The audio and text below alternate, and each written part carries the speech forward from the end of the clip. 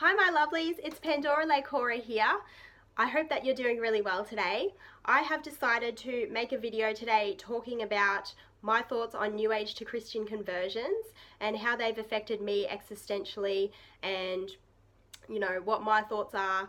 And you may be thinking, you are Johnny come lately to this topic, like ever since Doreen Virtue's conversion and ever since Wild Moon Woman posted her conversion sort of testament video, every man and his dogs chimed in and made a video on this topic, and I really am Johnny come lately to this topic. It's been a really long time since all of those things happened, and the reason I've decided to make this video now is because it has taken me a long time to process my thoughts and feelings, and I did want to do that privately, and I feel like I'm in a good place now. I think that I have my thoughts together, and I wanted to share those thoughts with you. And I also want to talk to you about what the New Age actually is, as opposed to what people commonly think that it is and what they mean when they're talking about the New Age.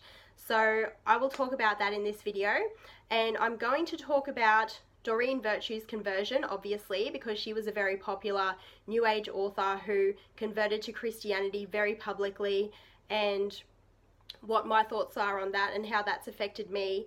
I'm going to talk about Elise from Wild Moon Woman's conversion and her testimonial video and how that's affected me as well. And I also want to talk a little bit about Stephen Bancars, who was a blogger for Spirit Science. So you may know Spirit Science. It has been a quite popular Facebook page and blog on New Age and consciousness and those sorts of topics. And he now runs a blog called Reasons for Jesus, and he has a YouTube channel where he talks about the dangers of the New Age, and he's kind of made it his personal mission to debunk the New Age and tell people why they shouldn't have New Age beliefs and practices, I guess. So first of all, what an age is. An age is a period of time of about 2,500 years, and in astrology each age is ruled by a different sign. So we have been in the age of Pisces, and we are now moving into the age of Aquarius. We are towards the end of the age of Pisces and moving into the age of Aquarius. So the New Age is upon us. We are in it. You can't get out of the New Age. It's like saying get out of Thursday or get out of November. Like, we're in it. We can't get out of it until it's not the New Age anymore. And I'm going to ask you to bear with me, and I mean really bear with me, because I'm going to read to you from the Holy Bible. And my purpose in doing this is obviously not to preach to you or anything like that. It's actually just to point something out, both to my viewers who may be confused about what the New Age is, as well as some of my Christian viewers who may watch me and leave me comments telling me that I need to convert to Christianity and find Jesus. So we are in the book of Genesis. So we're right at the beginning of the Bible, in the creation story. And we are Genesis chapter 1 verse 14. I'm sorry, I'm not very good at reading from the Bible. But this is which version is it? You can look this up and read other versions. This is the New Living Translation. My auntie gave me this. She got it from a store that they have up in Brisbane there somewhere. So the account of creation, and it's verse 1, chapter 14. Then God said, "Let lights appear in the sky to separate the day from the night. Let them be signs to mark the seasons, days, and years. Let these lights in the sky shine down on the earth." And that is what happened. God made two great lights, the larger one to govern the day and the smaller one to govern the night. He also made the stars. God set these lights in the sky to light the earth, to govern the day and night, and to separate the light from the darkness. And God saw that it was good, and evening passed and morning came, marking the fourth day. So if you read other versions of this, I'm sorry, I probably should have gotten a better translation, but if you read other translations, like the King James Version says he placed the stars in the firmaments of the sky and said let them be signs of the ages and the seasons and the days, weeks and months and years. So the Bible talks about the ages, and it talks about the stars being signs of the ages. So when people say, oh, you shouldn't be talking about it being the new age and the age of Aquarius and astrology, that's the devil, it's actually right there in the Bible. And another part of the Bible that I want to talk about, I don't even need to look this up because I know it off the top of my head, but it's Matthew chapter 28, and it goes, go and make followers of all the people in the earth, or all people in all nations on the earth, baptizing them in the name of the Father, the Son, and the Holy Spirit. Teach them to obey everything that I have taught you. It's Jesus talking. And I will always be with you even until the end of this age. So again, the Bible is talking about ages, and you ask any Christian what that means, and they'll say, oh, you know, it just means that God's saying go and make followers of everyone in the world. You've got to convert everybody all over the world. That's why they have missionaries and stuff, and baptize everybody and everything will be good. And it's like, but what about the ages? And what about when Jesus is saying, obey what I have taught you? It was Jesus talking when he said that. So maybe we should be giving more, or, you know, Christians, not us, I'm sorry, I don't mean to talk to you like you're a Christian. Some of you may be, but some of you might not be, and I respect that. But when Jesus says, obey everything that I have taught you, maybe Christians should be giving more weight to what Jesus says than all these other things in the Bible, like the book of Leviticus and whatever, like telling people not to be gay and stuff. It's just a thought. Like, as a Christian, you are somebody that probably should give more weight to the Gospels of the Bible and the things that Jesus is saying than the Old Testament and, you know, Paul's letters to the Corinthians and whoever, like, or the Ephesians. I'm just saying, I'm not saying that those books don't have value or worth, or that they don't have some wisdom to be gleaned from them, but I'm just saying that as a Christian, maybe you should look at what Jesus taught. And what did Jesus teach? Love your neighbor as yourself. Turn the other cheek. All of that stuff that says to be kind to people and to look after people. And I just think that should be more of the focus rather than the bigotry and the telling people you can't practice witchcraft, you can't be gay, you can't have idols or whatever. Do you know what I'm saying? So I hope that I've conveyed that like in a way that makes sense. So yeah, it's just a little bit confusing, and I'm a Sagittarius, so I tend to take things literally. Like, people will say, oh, get out of the new age, and I'm like, you can't get out of the new age, we are in the new age. So I know that that's not what a lot of people think when they think of the new age. What do people think of when they think of the new age? Okay, oh, the new age is crystals, it's healing modalities and Reiki, and, you know, it's consciousness and meditation and higher awareness and whatever else, all of that stuff. So those sort of beliefs and practices are what people think of when they think of the new age, when really those things are spiritual practices that a lot of people associate with the new age, and they have become more popular with the dawning of the new age, but they are not what the new age is. And especially in the pagan community, you'll often see new age used as a slur. People will say things like, oh, you're not pagan, you're new age, and like it's an insult. And like, what's that saying? New age is the same thing as sewage. New age rhymes with sewage, and it's the same thing, watered down shit.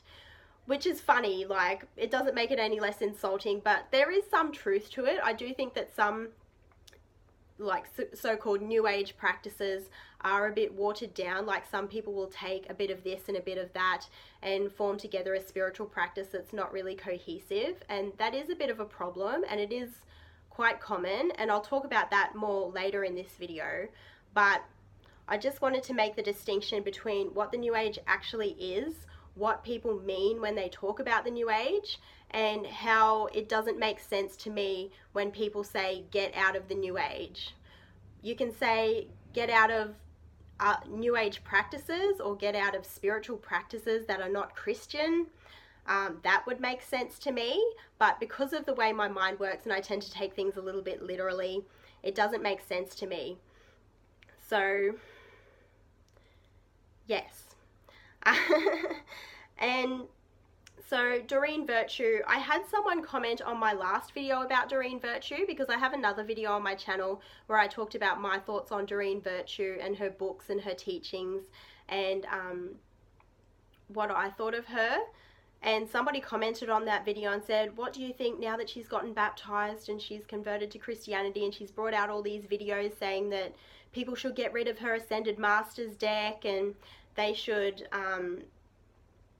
you know, not follow her teachings anymore, her previous body of work is not right.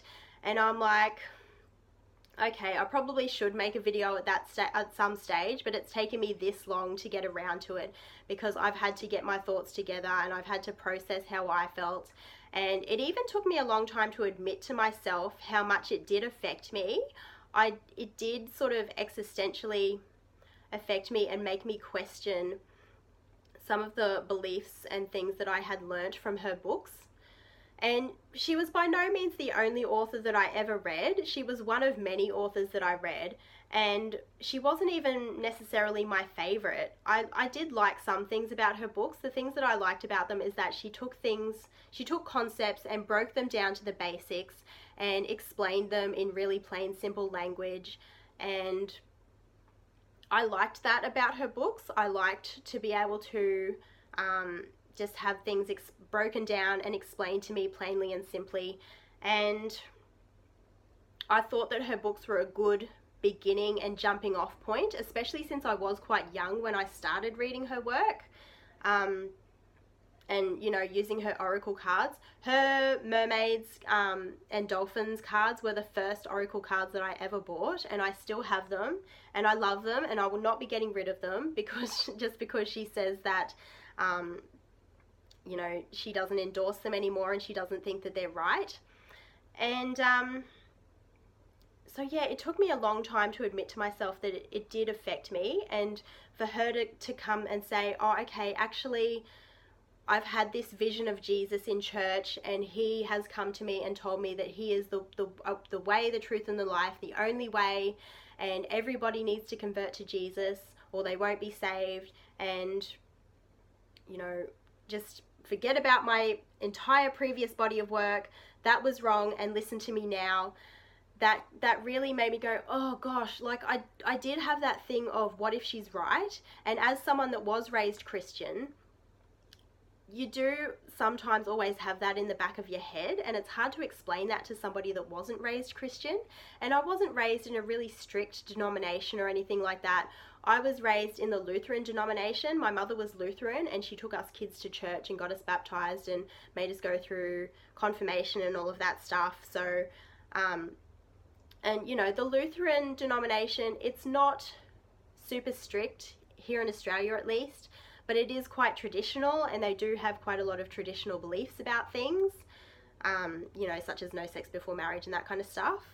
So, like, I was raised within that, and I think being raised from a young age and being told that this is the only way, and if you believe anything else, you're not going to the good place. When you die, you are going to the bad place. I think that does always stick with you. And so when you hear that, like when you see someone who's a strict fundamentalist Christian saying that this is the only way, it does kind of, it's in the back of your head. It makes you go, oh, what if they're right? And one thing that has helped me is watching a historian by the name of Dr. Richard, Dr. Richard Carrier? Yes, Richard Carrier. I believe it's Richard Carrier. I'll link to his some of his videos below. But he is a historian who has researched and has a good body of evidence to suggest that Jesus never existed as a historical figure, and that Christianity and the Gospels and the books of the Bibles are a myth, and that it doesn't have any historical basis as fact, the way that, you know, strict fundamentalist mainstream Christians would have you think that it is. And watching his videos and his lectures and his talks has helped me so much, especially when I come across a Stephen Bancar's video and, you know, he's saying, oh, the New Age is actually really evil and satanic and you need to get out of it. And, you know, I was heavily in the New Age. I was teaching people. I was making all this money, you know, thousands of dollars, writing this really popular blog and getting heaps of hits. And he found that he wasn't happy, and he fell down in his backyard and started weeping and cried before God. And in that moment, he knew, like, Jesus came to him, and he knew that Jesus was Lord, and that he had to give up the New Age and follow Jesus.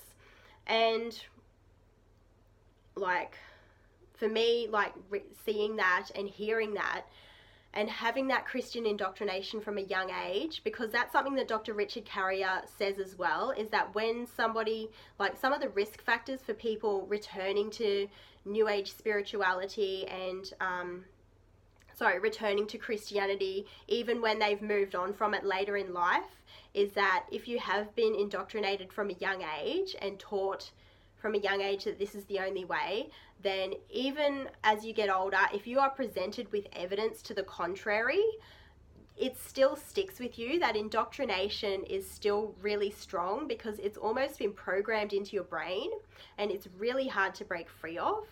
So I've got that to contend with, because I was quite young when I did start being taught about Christianity, and I was quite an impressionable child, like, and for a while I did think of myself as a Christian, and I was like, yay Jesus. But my reasons for leaving were similar to a lot of people. Like, I started thinking, what about my friends and my family members who aren't Christian? You know, they're still good people and I love them.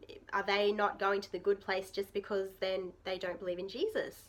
And, you know, of course I was told, well, yes, actually they are. That's right. They're not going to the good place. They're going to the bad place, not because they're bad people, but because they believe the wrong thing.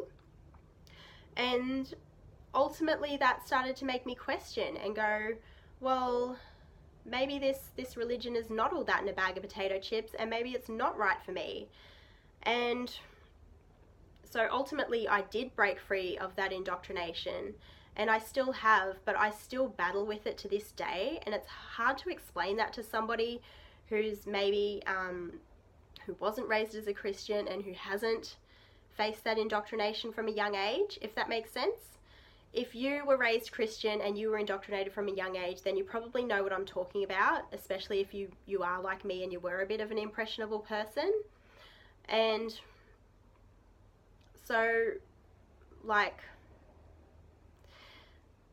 it made me think too, like, I don't necessarily think it's the right thing to do to analyze why Elise decided to stop being a New Age tarot reader and turn to Jesus. But I do think that if she was impressionable and she was exposed to Christianity and did receive that indoctrination at a young age in life, then perhaps that is a part of the reason why she turned to the New Age. And I mean, yeah, why she did turn to the New Age, and then later in life, you know, decided that it wasn't right for her and turned to Jesus.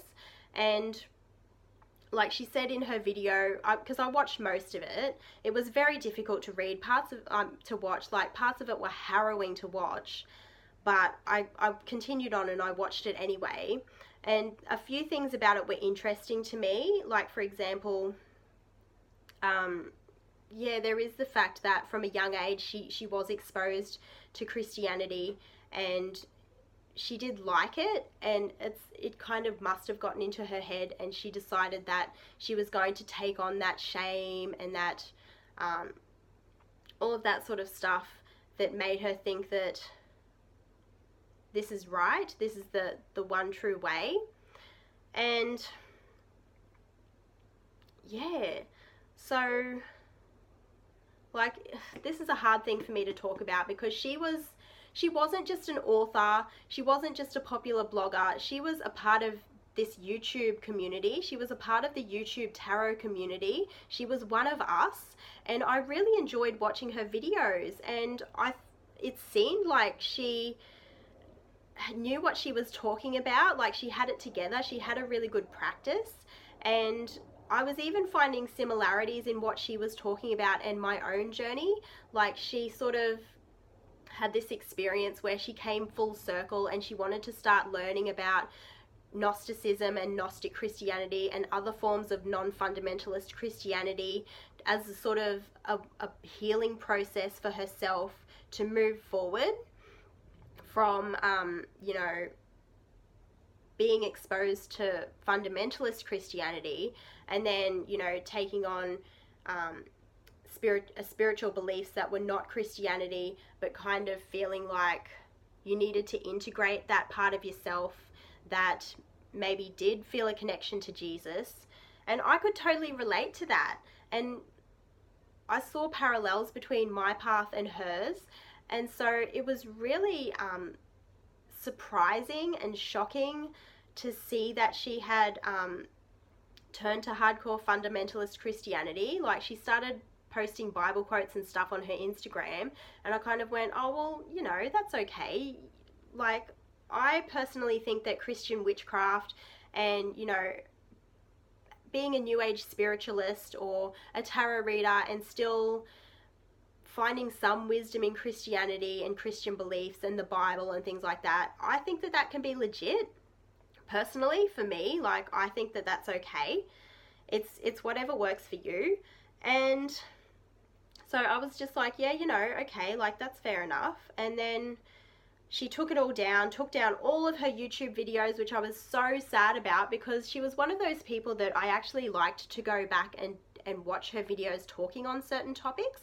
So she took all these videos down and put up this testimonial video where she had turned to Jesus. And it was really shocking and surprising and kind of hard for me to watch. And I know that I'm not alone in that. I know that there were an absolute plethora of videos made around that time by people talking about their thoughts and feelings. And I'm sure there were even people that got readings from her. And I can't even imagine what it must have been like as somebody who got readings from this person to watch her testimonial video saying that she had turned to Jesus and that Jesus was the only way, and that tarot reading was wrong, witchcraft was wrong, crystals are wrong, all of that stuff's wrong. And like, I know what that was like for me. I can't even imagine what it was like for some of you guys. And so yeah, like, this, it's still a really tough thing to talk about. But yeah, I don't want to question too much her decision to decide to testify to her former audience, because it is what it is. She did it. I haven't actually checked recently to see if her testimonial video is still up. And I know that she did face some bullying and harassment after she put up that video. She got some nasty messages, which I do not condone at all. I don't think that that's okay. You know, you can disagree with someone and not appreciate what they've done to kind of discredit tarot reading and the tarot reading professional and what have you, which she essentially kind of did. And I'll get to that as well, because I do think that there were some things that she brought up that were maybe overshadowed by the rest of what she talked about, like when she talked about how Jesus is the only way and people kind of focused on that. She also, one thing she said that was interesting to me is that she had a lot of clients who would get readings from her that she sort of didn't feel like she was helping them. They would keep getting readings from her about the same thing over and over again. And sometimes people would come to her for readings and she didn't feel completely 100% comfortable about giving that reading, but she did anyway. And I think that that's something we need to talk about, because a few tarot readers in the community, a few professional tarot readers in the community did comment on her video around that time. And I'm not saying that they don't have the right to defend their profession, because they absolutely do. And I do think that tarot reading is absolutely still a legitimate profession. And they do have a right to still read tarot regardless of what one person says. But I do think that that is an issue that we need to address within the tarot community. The fact that some people are going to go for a tarot reading for the wrong reasons. Sometimes getting a tarot reading is not the right thing for a situation. Sometimes it's you know, they can go back and get readings over and over again for the same thing and it's not going to help them. Sometimes they actually need professional help, whether it's legal, medical, you know, psychological professional help, or you name it. Like, they go to a tarot reader for something that they should be going to someone else for. And as a tarot reader, who, that's your profession, that's your bread and butter, what position does that put you in when you really should be turning down someone for a reading, but perhaps you're in a position where you can't? Like, that's how you put food on the table. So I do think that we need to talk about the ethics surrounding that, and it is something that we need to talk about in the community. And another thing that I want to talk about is the fact that Doreen Virtue said that some people in the New Age community have mental health issues. And a lot of people have said, you know, that's rubbish. You know, people all across the board from all walks of life have mental health issues. And that's true. But I want to talk about this because it's something that I'm passionate about. I have my own lived experience of mental health issues, and I am studying towards becoming a mental health peer support worker. So I want to be a disability support worker for people who have a mental health problem, and I'm currently studying towards attaining that qualification. So what I want to say is that yes, there are people in the New Age community who have mental health issues, and yes, there are people from all walks of life that have mental health issues. However, I think that the particular manifestation of mental health problems that you sometimes see in the spiritual community and the tarot community and the New Age community, if that's what you want to call it, or the pagan community or whatnot, is particularly concerning. And what I mean by that is that you'll sometimes see mental illness that goes unchecked. People sort of, you know, they may have psychosis or you know, mood disorders or whatnot, and people kind of just think that that's a part of their spiritual gifts. And, you know, there's a lot of people who sort of, one thing that I've noticed is people having a type of special snowflake syndrome, and you could say the same for people who identify as self-identify as practicing witches, like, right? But, you know, you'll get people who say, you know, I'm a starseed, my soul originates from the Pleiades or whatever, and it's sort of this form of special snowflake syndrome. And so there are mental health issues in the New Age community, and I don't think that we can ignore that either. I do think that that's something that we need to talk about as well, and this is a topic for a whole other video. I'll probably make a whole other video at some stage about the inclusion of people with mental health issues in the spiritual community and the pagan community and whatnot, and what your rights and responsibilities are as someone with mental health problems. But what I want to say for now is that I do think that we need to have an awareness of this. We need to have conversations around it. How do we keep people safe? How do we make sure that we are not entertaining unchecked mental illness in our communities, and that we are actually helping people when they're not well, rather than excusing unacceptable behavior and things like that. And another thing is that I watched a video by a lovely lady named Gigi, and I can't remember her last name, sorry, but I'll look up her video and I'll link it below. But she made an excellent video about how not only is it possible for narcissists to exist in the spiritual community, but the spiritual community is actually the perfect place for a narcissist to get their narcissistic supply, because they can set themselves up as a spiritual teacher or, you know, a tarot reader or whatever, and say, you know, I'm special, I have special knowledge and abilities and powers, and you can only learn from me to get what you need. And it sets them up to have these fawning admirers and followers and students who hang on their every word and, you know, reinforce to them that they're special and they're wonderful, and then they can start to sometimes abuse their position.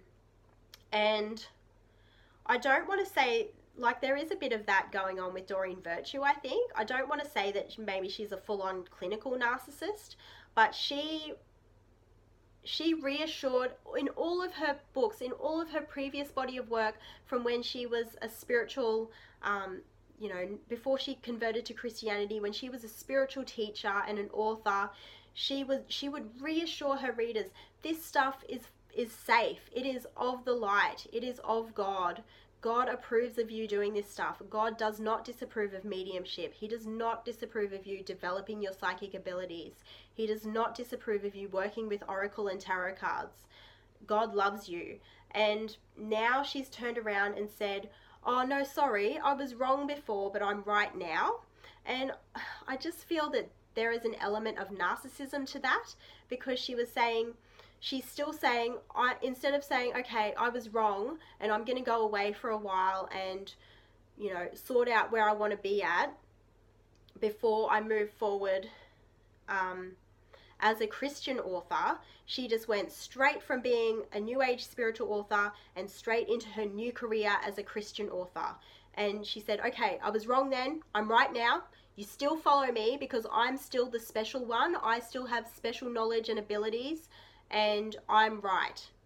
And that just doesn't sit well with me. That leaves a bad taste in my mouth, and I don't like it. And that's not even going into any of the stuff surrounding what happened with her farm and whatnot. So, yeah. And, like, I don't know what else to say, really. Like, it's fine to be a Christian. I'm not saying that you shouldn't be a Christian and that Christianity is not okay. I really think that Christianity is not the problem. I think that bigotry is a problem. And it's fine to be a Christian, but don't be a bigot about it.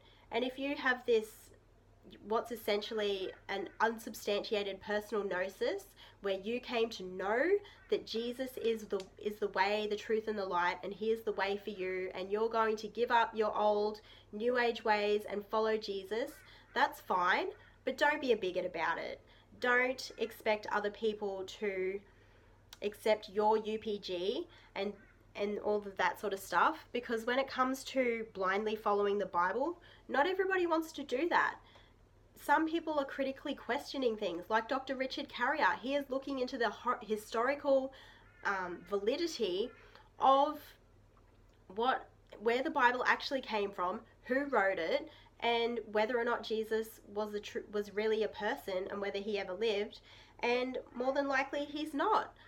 Most of the stories in the Bible are an allegory, and he talks about that in his videos. Like, he talked about how there's a story about how Jesus made a fig tree die because it wasn't blooming out of season, and you know, how that represents that he killed the fig tree because it represented the old Jewish faith and their traditions, and he was bringing in his new traditions. And you don't get taught that stuff in church. You have to dig deeper. You have to seek. And if you are like me and you are on this journey of breaking free from indoctrination, and you're on an existential, like you're having a bit of an existential crisis, and you're on this journey towards seeking for your truth, you just have to keep seeking and searching and researching and looking into things and feeling things out and finding what works for you. And it's really the only way. And as far as I'm concerned, and what else did I want to say? Like, different things are truth for different people, and something Avalon's taught me is that truth will have a resonance, and when you find a truth, it'll ring true for you, and you'll go, ah, yes, this is my truth. And you should also say, you should always say, I have found a truth. You should never say that I have found the truth, and this is the one and only truth for everybody. You should only ever say, this is my truth, and I've found this truth for now. And I'm going to wrap this video up, but another thing I wanted to say regarding mental illness, which again, I will talk about at some stage in another video down the track, but anxiety is not just caused by not trusting in Jesus. There are very good biological reasons why people have anxiety. There are, there's a biological basis for it. There are scientific reasons why people get anxiety. You can trust in Jesus and still get anxiety. And if you are somebody that is an anxiety sufferer and you convert to Christianity and find some relief, it'll most likely only be temporary relief. Your anxiety will probably come back at some stage, whether you believe in Jesus or not. It doesn't matter what your spiritual beliefs are, you can still suffer from anxiety. It doesn't matter how much you trust in God, how much you trust in, life, the universe, everything. Sometimes you're still going to get anxiety. It's just the way it is. So I've been talking for a long time now, so I probably should wrap this up. I'm really sorry that this got long and rambly, but I hope that I have made some sense and said some things that have been coherent. And let me know what you think. If you're picking up what I'm putting down about New Age to Christian conversions, what I mean by what the New Age really is and how we can't get out of it, mental illness in the New Age community, tarot readers and how, the ethical considerations around that, and everything else that I've talked about, Dr. Richard Carrier and his work and the work of other historians and scientists like him who are digging to get the truth and get to the bottom of things. Tell me what you think. So thanks very much for watching this video, and I'll see you next time. Bye!